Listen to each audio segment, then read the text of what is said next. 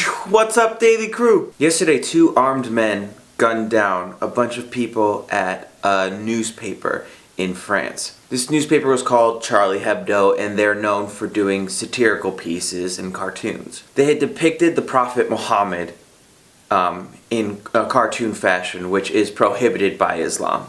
And these people who committed these heinous acts did so as retribution for making those cartoons. This is not the first time that stories like this have occurred, so it got me thinking, why is it that depicting Muhammad is against Islam? And in my research, it showed that Muhammad didn't want him depicted to ward off idol worship. He felt if people saw his face, they would then begin to idolize him. He said, "I'm just a man. I don't want to be worshipped." Sometimes violent attacks is actually opposite what Muhammad wanted. I'm somebody who is all about free speech. I exercise this every day on this channel. But even within the US, free speech has its limits, not due to fear from violence, but just out of respect for somebody else. Now, after these attacks, there's a backlash against Muslim people. And it's so interesting how ignorant people can be. To keep this simple, in my view, and hopefully a lot of other people's view,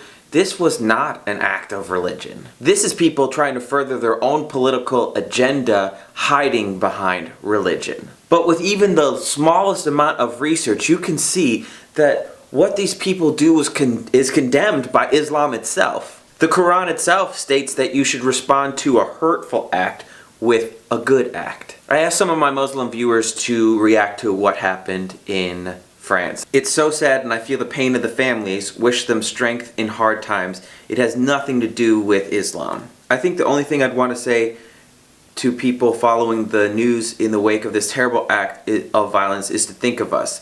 Think of your Muslim neighbor wearing the hijab, taking her 3 kids to school. Think of the Muslim doctor who greets you with a smile and who has made it his duty to keep his patients happy and healthy.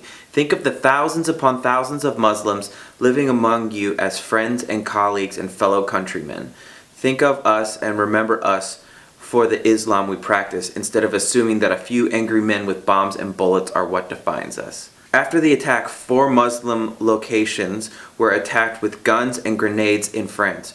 Most Muslims in France refuse to comment on the event. They are afraid. They shouldn't.